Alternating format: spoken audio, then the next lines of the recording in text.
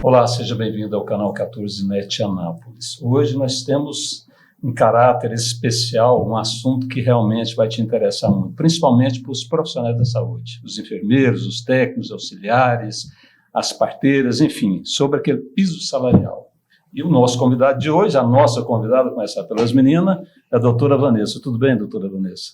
Tudo jóia. Tudo jóia. É uma satisfação estar aqui nesse momento. Eu me sinto honrada até com os dois grandes dotados dos saberes aí, não só do direito, né? Então, é um privilégio até estar aqui com vocês. E o doutor Jorge Henrique. Doutor Jorge, seja bem-vindo. Tudo bem? Tudo bem, grande Fernando, doutora Vanessa. É um prazer estar nessa bancada com você, minha colega de cátedra. E é um prazer estar aqui para a gente discutir um pouco sobre um tema tão importante, né? E esse tema, nós já vamos começar, já vamos direto ao assunto, porque realmente o caráter do programa é esse, é te informar por quê, o que aconteceu, por que aconteceu, legalmente está correto, não está correto, ouvir de quem? Do legislativo, do judiciário, né, do executivo. Como é que funcionou isso? Por que colocaram essa esperança nos profissionais da saúde, e que eles merecem mesmo, e que nós não estamos fazendo apologia nenhuma a isso, né, mas merecem, porque são trabalhadores, eles que estão ali no batente mesmo. Por que essa esperança ficar 2 anos, doutor Jorge, Vanessa? Uma lei que passa nos trâmites legais por completo. Chega no judiciário, é barrado, é suspenso. Por que isso, doutor Jorge? Existem critérios técnicos e critérios sociais, né, que a gente pode usar essa expressão. E um dos pontos, inclusive, que você mencionou, que foi alegado pela Confederação Nacional de Saúde, né, para tentar evitar a vigência imediata da norma, foi justamente esse, um erro de iniciativa do projeto. Alegação meramente formal. Qual é a alegação? É que uma iniciativa que regulamente remuneração, piso de categoria, ela deveria ser obrigatoriamente, pela Constituição, de iniciativa do Executivo. E esse projeto, na verdade, ele veio por iniciativa do Legislativo.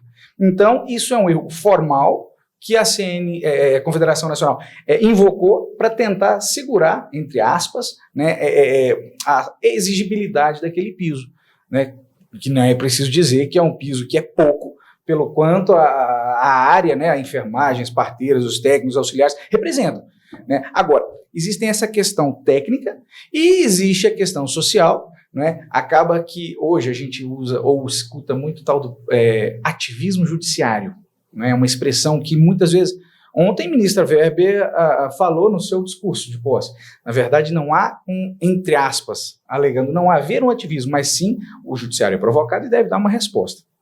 E o que o Barroso disse? Olha, não sabe de onde tirar. E a Constituição exige que saiba de onde a lei instituidora de despesa deve trazer a origem da verba. Inclusive, hoje, no STF em Foco, o ministro Barroso concedeu uma entrevista falando exatamente isso, falando assim, olha, quando se criou o piso nacional dos professores, né, nós somos professores, sabemos disso. Além de enfermeira, eu também sou professora. Exatamente. Quando se criou esse piso, automaticamente se criou o Fundeb. Isso. Me recordo que eu, enquanto presidente da OAB, assinei o manifesto requerendo a criação do Fundeb, etc. e tal. Então, criou-se a despesa, criou-se a receita. Isso foi o argumento, eu poderia dizer, o pilar para essa suspensão liminar que o ministro Barroso concedeu atendendo o pedido da Confederação. Doutor Jorge, veja bem, na cabeça do enfermeiro, do profissional, eu creio que ele deve pensar assim, tudo bem, é uma questão do poder executivo e do legislativo. 2 poderes deferiram esse aumento, certo? Certo. Um poder suspendeu. Por quê? Sendo que será que ele não poderia ter aceito e agora se vire aí você, legislativo e executivo? É o que o ministro Edson Fachin mencionou no seu voto. André Mendonça suscitou a divergência, né, votando contra o relatório do ministro Barroso, e o ministro Edson Fachin falou, olha, há de se respeitar, né, a divisão, entre aspas, dos poderes e a autotutela do judiciário, ou seja, o próprio judiciário ele deve se resguardar de imiscuir na atividade do executivo e do legislativo. Então, não é uma questão tão simples de falar assim, olha, um poder e outro poder 2-1, então os dois venceram. Não. Deve-se haver a interpretação, porque o 102 da Constituição prevê que o STF é, entre aspas, moderador. Inclusive, hoje, nessa polarização política que temos, já se aventou que as Forças Armadas seriam o poder moderador. Não. O STF, desde a criação de 1891, ele tem essa função de interpretação e defesa da Constituição. Pois bem, a Constituição fala dessas previsões formais. Agora, como o ministro Edson defendeu, e é uma defesa realmente interessante de se analisar, não podemos sempre estar entrando na função. Se houve um processo legislativo e o legislativo observou todos os trâmites formais daquele processo, remeteu para o executivo e o executivo sancionou, nós não podemos agora, de plano, entrar no mérito para simplesmente suspender essa exigibilidade. Então, quer dizer, está hoje 5-3, se não me equivoco, né? Está suspenso, previsto para voltar dia 16 a votação, mas o que é interessante é que nós não, eu até sou contra televisionamento e muita exposição da Corte Suprema.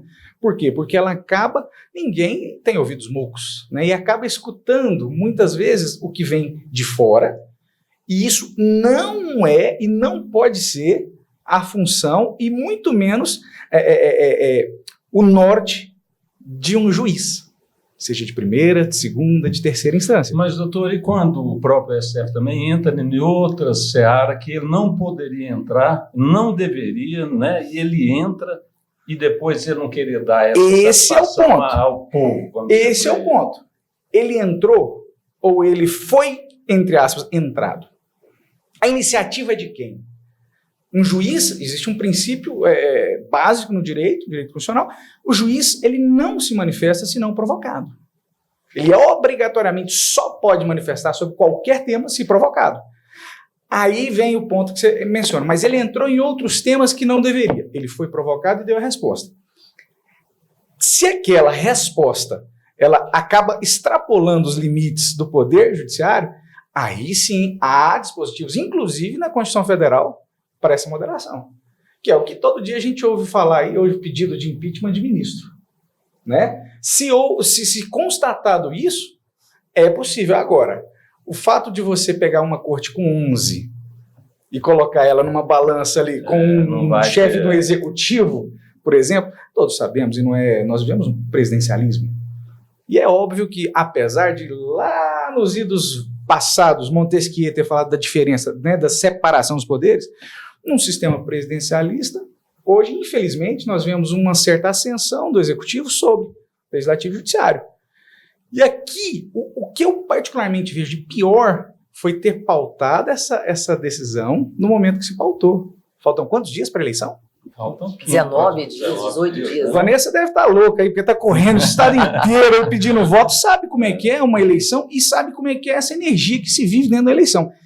Por que não pautou isso dia 3 de outubro? Pois é. Aí também se dá para subentender, né? Que eu quero até agora, doutor, desculpa interromper um pouquinho, eu quero ouvir a opinião da doutora Vanessa sobre tudo que o doutor Jorge falou. E aí, concorda que o STF tem que manter na sua privacidade? Ou nós podemos acompanhar todas as atitudes deles, como acompanhamos do Executivo e acompanhamos do Legislativo? Por que o STF tem que estar dessa maneira, vamos dizer assim, um pouco blindado? E não ele... Por que não? Sendo que ele também faz parte da engrenagem pública. Ele, querendo ou não, são nossos funcionários. Né? Emana do povo, todo o poder emana do povo.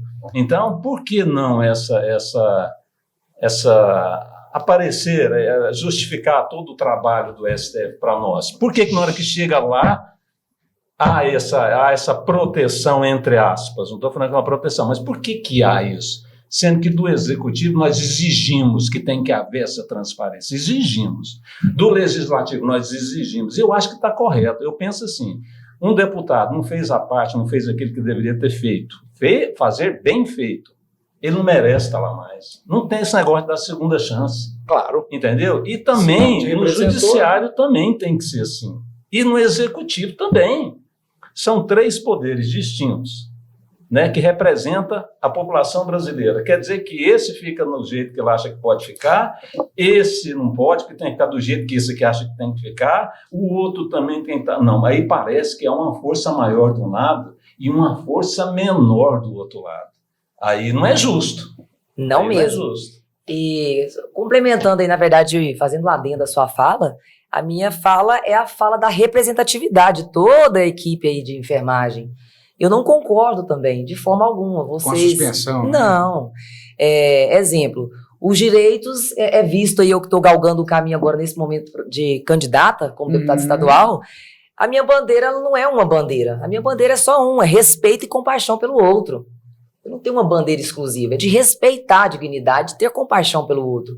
E nesse caso, é percebido aí que realmente o direito ele não vai a todas as classes, ele só vai a uma classe. Então, o STF ele tem muitos privilégios, ele é mais privilegiado que todos. Além dele ser muito mais, digamos, de privilégios, ele não tem uma discussão pautada, como todos percebem, de realmente pontuar. Será que vai decidir isso? Será que vai decidir aquilo? Ele não toma decisão, será, ou seja, com participação. Nós não temos participação da sociedade, participação do povo. A nossa voz aqui não é a voz do povo. O STF não faz a voz do povo. É o meu ver e o meu ver de todos. Então... Porque ela falou um negócio interessante, doutor, que eu também faço parte do direito, né? Por que não há a mesma iniciativa, até do próprio STF, de procurar os parlamentares? Olha, eu estou muito preocupado e quero participar desse aumento, porque eu sei o valor da enfermagem, dos técnicos e tudo. Por favor, faça o favor aqui, vamos negociar antes de eu tomar uma decisão, né? Pelo menos seria o natural, né? Na minha opinião. E agora, aí eu claro percebo, eu vou perguntar para ele, da saúde, doutor Jorge, para ele nos explicar na questão legal. Na questão legal. Mas o pensamento de quem está de fora é esse. Sim, Por que quando é algo que interessa ao judiciário, eles vão lá no Congresso, faz uma tour lá, conversa com todo mundo, vamos negociar, vamos ajeitar isso aqui, olha, precisamos resolver isso aqui. Por que Estou tentando lembrar. Não, me dá um exemplo disso. Por exemplo, quando a questão das urnas auditáveis. Quando eles foram convocados foram lá, 3 vezes. Tudo bem, mas independente de ser convocado. 3 vezes. Se são a questão do... Eles nos representam também, né? O judiciário nos representa como um dos poderes. Pronto. Legislativo e o executivo. Então, nós temos 3 poderes que nos servem, né? Poderia ter a mesma atitude. É claro que, legalmente, eu vou te passar agora a bola, o Congresso que deveria ter ido antes também. Espera aí, nós esquecemos aqui de onde que vai sair o custeio para pagar. Mas nós já arrumamos aqui. Espera aí, antes dessa decisão. Poderia ter antecipado isso, né? Porque parece também que houve uma falha gravíssima vindo do Legislativo. Sim. Né? E agora eu quero saber, oficialmente, juridicamente, debaixo das luzes da lei, como que funciona, então? Bom, primeiramente é importante lembrar de um detalhe só, que tanto a sua manifestação quanto a professora não foi mencionado. Para o presidente, quem nomeia o presidente? Não, o voto. Sufrágio universal. Isso. O deputado federal, o senador, sufrágio universal. Também. Eles representam o povo. Sim. O judiciário não é eleito.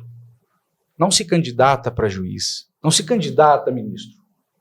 O judiciário é um poder, por isso da expressão que se usa, moderador, que eu particularmente, eu faço uma ressalva, também acho que às vezes extrapola sim, mas também não estou aqui como advogado do STF, não. Eu só estou trazendo um pouco de esclarecimento quanto à forma de divisão desses poderes.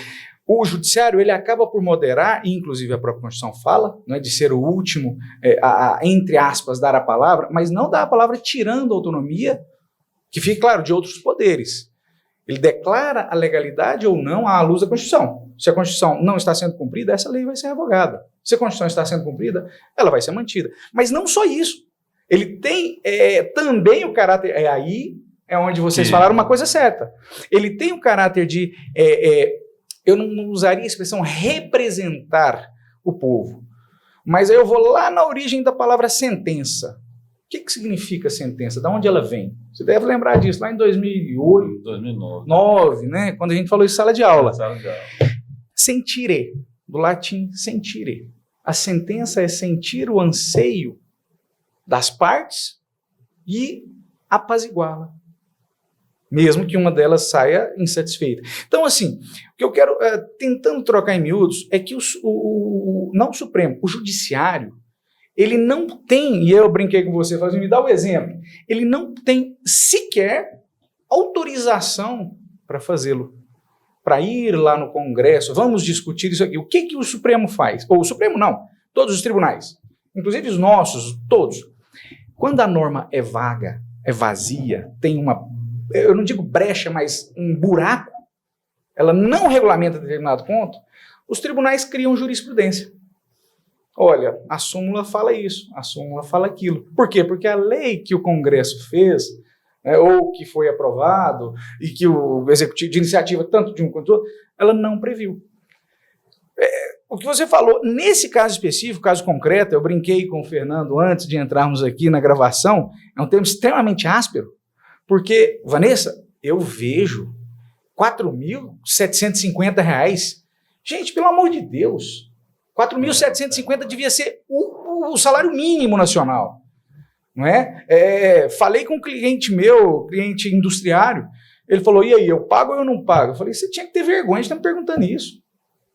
Você tinha que pagar muito mais, porque, cara, é o enfermeiro que vai estar ali te dando suporte para o seu trabalhador, no momento que precisar, para você não ter uma baixa que vai te custar muito mais caro. Essa é a visão. E eu, como formação acadêmica trabalhista, eu vejo que há um claro conflito entre capital e trabalho. Nós estamos voltando lá em Karl Marx, só que se eu falar isso aqui hoje, eu vou levar um tiro na cara, mas é a verdade que se vê hoje. O início na criação dos sindicatos foi justamente por quê? Porque sozinho um trabalhador não consegue nada. Mas se todo mundo parar, a fábrica não anda. E aí?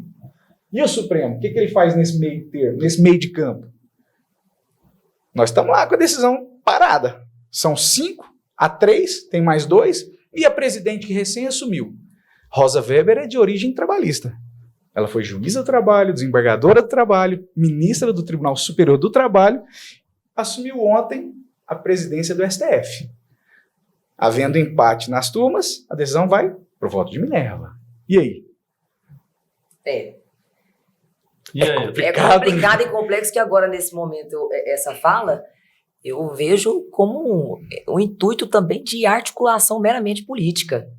Exatamente. Nós estamos vivendo, eu estou vivendo num momento político e agora nessa questão, em todo o poder legislativo, o executivo, o caminho que está galgando, sim, isso é notório de uma articulação. Assim como a decisão do STF é notório para as pessoas que não têm entendimento do direito. Então, é o meu ver, é o ver de todos que vê dessa forma. E é interessante, perdão, Vanessa, mas é interessante porque se quisesse, o ministro para qual Barroso foi sorteado, não é assim, chegou, esse vai para o... Não, sorteio, distribuição automática. Mas se o caráter social da norma discutida falasse mais alto perante aqueles que a estão interpretando, poderia até mesmo deixar de lado, em tese, o vício de iniciativa e tal. Isso seria questionado futuramente, sim, seria. Como, não pensem os enfermeiros que a Confederação Nacional da Saúde vai deixar isso. Não vai. Não mesmo. É uma briga de titãs, de gigantes. Nós sabemos, quem paga plano de saúde sabe o que é hoje, né? Mas assim, poderia, nesse momento, mantém a vigência, espera as justificativas, com as justificativas, o ministro procurador-geral da República já apresentou seu parecer, dia 8 de setembro, Sim, manifestando pela legalidade da norma, falando, trocando em miúdos, não cabe ao Supremo entrar na iniciativa do Legislativo, que é uma iniciativa que representa o povo. Representa. então está bem característico. Você viu? Tá bem categórico. Existem... no direito é isso, você faz uma faculdade de 5 anos, faz uma especialização de 2, um mestrado de mais 3, para no final você aprender a falar depende. Poxa vida, eu vou te contar. Depende. E é tá vendo? difícil nós aqui, porque eu que sou da saúde e a disciplina é terapia intensiva, é muito cálculo. E agora eu estou caminhando um momento aí desse depende. Das ciências então sociais. eu só converso quando o artigo estiver em mãos. Depende. Aí, como? Eu só converso quando o artigo estiver em mãos. Agora, Exato. depende. Ou eu sei ou eu não sei. E agora?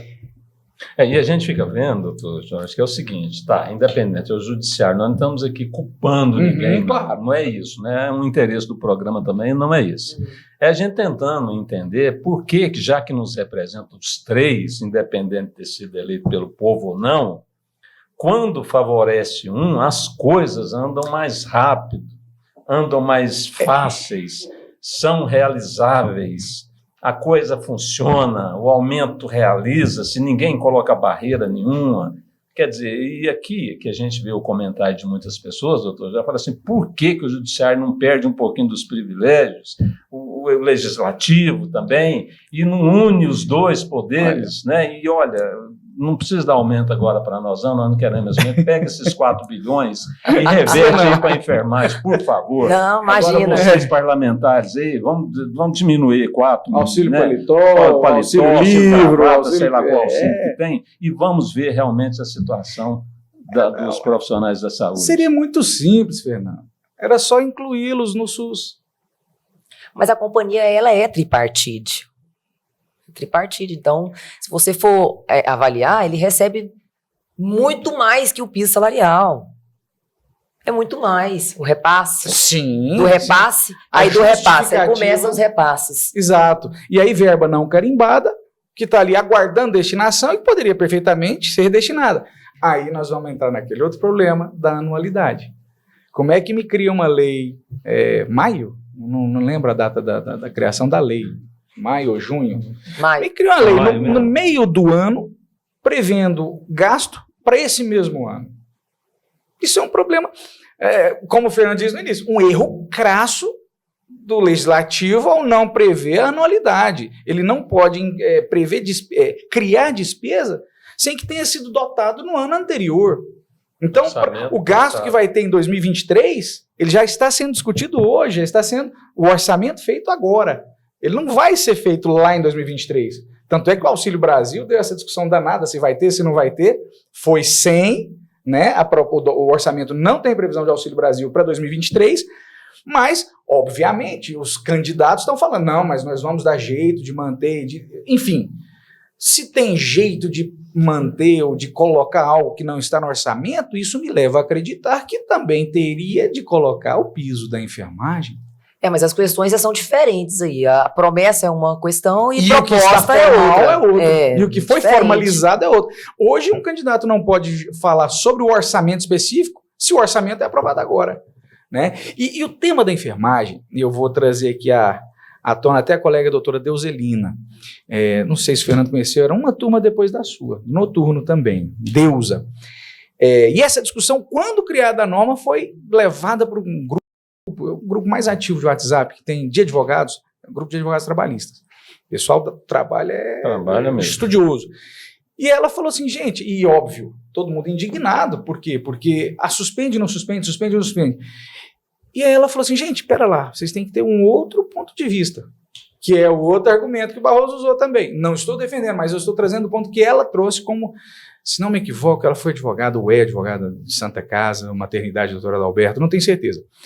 E ela falou, Jorge, no grupo, né, pessoal, vocês têm que entender que há uma grande parcela disso que são dos filantrópicos. E o Barroso, na entrevista concedida hoje, ele falou, tá lá prevendo, não, mas tem o fundo, mas não teve o reajuste do repasse do SUS para as conveniadas filantrópicas. Como é que você vai deixar de reagir? Aí o risco, eu não sei se isso é só um argumento para boi dormir, mas o risco de dispensa em massa ou de redução drástica de leitos foi o outro vértice que ele usou na decisão liminar dele. Falou assim, tá bom, mas aí, supõe, se nós temos 100 mil leitos, vai cair para 50, e agora? A convulsão social que isso causaria. Mas o próprio presidente, se não me engano, presidente ou procurador da Confederação, disse que não, que isso era uma argumentação, que não haveria demissão em massa. Poxa, mas então se ele está reconhecendo publicamente que é uma argumentação, então aquele argumento cai por terra. Tudo por terra. É sabido aí que nós temos aí dos hospitais privados 200 bilhões. Não há colapso nenhum com o piso salarial da enfermagem. Enriqueceram na pandemia, né? Muito, superfaturou. Não existe, não há argumento nenhum. Contas baterem. A conta vai bater e vai extrapolar a conta. As contas devem bater. Vai bater e vai extrapolar. Por quê? Porque não tem... É muito maior os gastos do que somente, digamos assim, somente o piso salarial. Sim, ultrapassa até sim. não sei quantas vezes, porque calculamos nós aí 200 bilhões. E agora, se nós fizermos um outro cálculo básico... Parece que são 6 bilhões de acréscimo, né? Sim, sim. O investimento da dignidade de um técnico de enfermagem, você vai investir no indivíduo que não vai ter risco de vida. Além de investir em ele não ter risco de vida, você vai diminuir o quê? A diária dele no hospital, que é muito mais gastos. Os gastos é bem maior. Então, enquanto você investe na dignidade somente de um profissional, que vamos dar um exemplo aqui, eu gosto desse exemplo da Florence Nightingale, lá na Guerra do Crimeia, ela curou feridos que nós tínhamos ali de 45%, chegou somente 5% de mortandade. O que ela fez? Limpeza do local. E curou a ferida com limpeza do local e luz. Particularmente hoje eu trabalho com luz. Cicatrização de luz com as tecnologias. Luz vermelha, luz de ambar. Então Florence conseguiu, a enfermagem conseguiu reduzir de 45% de mortandade para 5%, gente. Então, se você efetiva, dando dignidade para um técnico de enfermagem hoje, além da mortandade, você tem o quê? Mais lucro em todos os hospitais. Eu vou fazer o papel do Fernando. Vou te fazer uma pergunta. Isso interessa para o dono do capital? Não mesmo. Não mesmo. É essa a questão. Então, aqui, legalmente, então a decisão do ministro, correto. Não é... Quem sou eu para dizer se está certo ou errado? A decisão tem amparo jurídico, legal, tem amparo, tem fundamento jurídico para tal, mas existe fundamento contrário também, que é baseado em próprias decisões antigas do Supremo, falando da autotutela, ou melhor, da autocontingência, desculpa, eu usei o termo errado, mas aqui é o quê? É o judiciário não se imiscuir, então ele tem que se resguardar, não é se resguardar, deixar de entrar em determinadas formas. É o voto, é o princípio, é o cerne do voto do André Mendonça. O ministro André Mendonça votou e foi acompanhado pelo Nunes Marques e foi acompanhado pelo Fachin. Aí você vai falar, peraí, já que nós estamos aqui falando com a população, o que o povão fala? O Mendonça é ministro do Bolsonaro. O Fachin é ministro do Lula. Mas como é que os dois votaram igual? É outra lenda, que eu até aproveito para salientar. Não existe, a partir do momento que você é ministro do STF, você não é ministro de A, B ou C. Senão, quem votou pelo impeachment não teria votado pelo impeachment, por quê? Porque era ministro indicado, mensalão, aquelas coisas todas, Joaquim Barbosa, enfim. Isso é lenda, quer dizer, óbvio que nenhum julgador, tal qual nós, somos computadores. Todos temos nossas impressões pessoais, nossas convicções, nossa formação moral. Agora, daí a dizer que um é do outro e outro, não é. Tanto que hoje nós temos Fachin, André e Nunes Marques. E a possibilidade do voto de Minerva vir de encontro ao voto de divergência. Doutor, então vamos supor. Depende, né? Depende. O Congresso agora, hoje, né, daqui a uma semana, ele consegue encontrar o custeio e apresenta para o STF. E aí, o que acontece? Na verdade, o Congresso não está submetido ao STF para apresentá-la.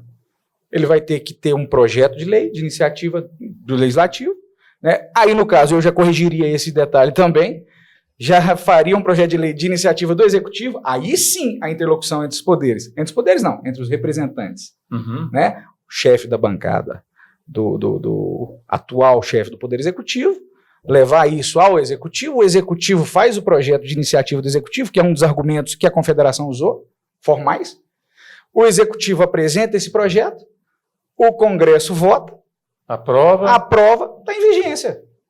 Indicando o fundo, indicando a origem, está em vigência. Do mesmo jeito. Aí que tá. Então não tá difícil, não, Vanessa. Não existe essa questão de ele mostrar os gastos. Ou ultrapassar. Isso aí Pois é, o detalhe é o assim, carimbo da verba, né? É a questão que o doutor falou agora há pouco. O capital está interessado nisso? Mas e a dignidade desse indivíduo que gera vida? Além dele gerar a vida, o capital vai estar interessado porque ele vai reduzir também os custos, as custas. Eu costumo brincar, eu sou professor de Direito do Trabalho e muita gente fala que por conta disso eu sou defensor do trabalhador. Hoje 90% das minhas ações eu faço defesa do empregador, do patrão.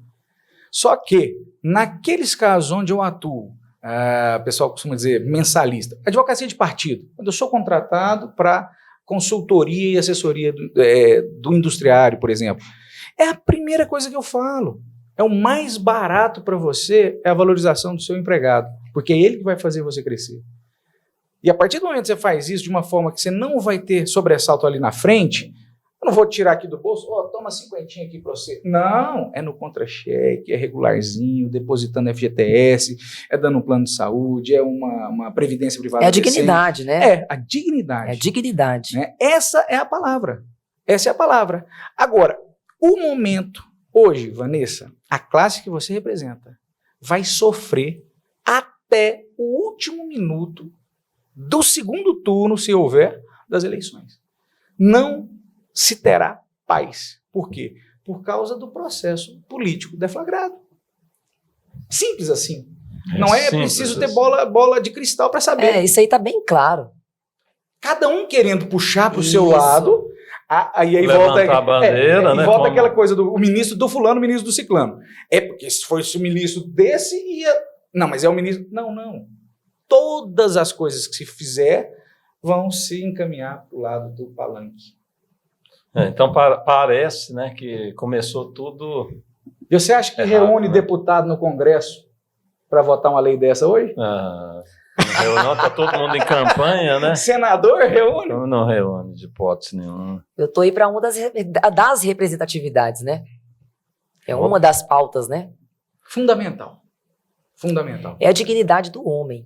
Então, eu como professora universitária, passei a minha vida toda partilhando conhecimento, sou pesquisadora, cuidando de vidas. Tenho muito orgulho de falar que eu galguei o caminho aí 18 anos Samoa Anápolis. E sou mulher contemporânea. Sou essa mulher contemporânea que estou aqui na representatividade em busca de dignidade. Dignidade da enfermagem, dignidade do homem, da pessoa humana. Princípio da Constituição Federal. Porque quando nós vamos atender uma ocorrência e nós chegamos no QTH, não se sabe quem é aquele indivíduo. Se ele é negro, se ele é branco, se ele é o réu, se ele é a vítima. Nós atendemos.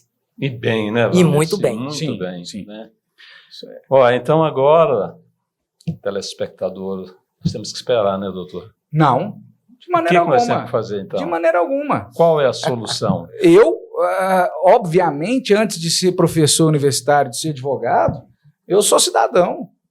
E se o cidadão não lutar pelos seus direitos, se não é agora com a situação em auge, com a cassação da suspensão liminar da vigência dessa lei, que seja agora com a pressão dos seus candidatos à representação no Congresso Nacional, no Executivo.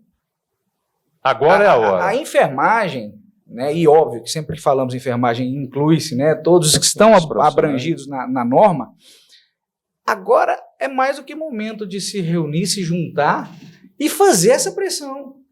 Por quê? Porque aí sim vai se haver uma identificação e aquelas pessoas que se comprometerem com a causa vão fazer pela via correta, ou seja, costurar para não deixar margem para isso que se falou, articulação interna. Ter coerência, né? Exato. E aí não vai haver como se discutir isso. E os profissionais, doutora, os beneficiados estão agindo de alguma maneira no momento? Sim, várias greves que já estão articulando. Hoje mesmo na Praça Tamandaré, em Goiânia. Hoje mesmo nós articulamos aí até o traslado a Anápolis, Goiânia. Então, em vários pontos de estados com medidas coerentes para que realmente seja tramitada as greves. Porque até para fazer greve nós precisamos ter coerência, né, doutor? Não é simplesmente... Tem uma lei que prevê o direito à greve, né? Não é simplesmente todos os profissionais saírem do hospital e deixar as pessoas lá no hospital sem cuidado. Nós estamos articulando esses manifestos, sim. Bem organizado, né? Então tem que lembrar que ainda tem a responsabilidade, tem um dever, tem um direito, é claro, né? Mas também tem um dever, tem aí todo mundo tem as suas respectivas, né, obrigações perante a sociedade anapolina, goianiense, do Brasil, é claro também. Olha, então eu fico muito agradecido pela sua presença, muito obrigado. Doutora Vanessa, também muitíssimo obrigado. E a você, em breve, nós vamos acompanhar essa situação, né? E na próxima semana, provavelmente, nós estaremos aqui com boas notícias, né, doutora? Eu estou com boas expectativas, né? Deus quiser, né? Eu estou crente, né, nas boas expectativas, porque as contas baterem, as contas ultrapassam até mais. Então, há muita água para rolar até lá, hein? E espero que essa água role bem em pró, em benefício dos profissionais da saúde, tá bom? Então, fique com Deus, muito obrigado e até a próxima.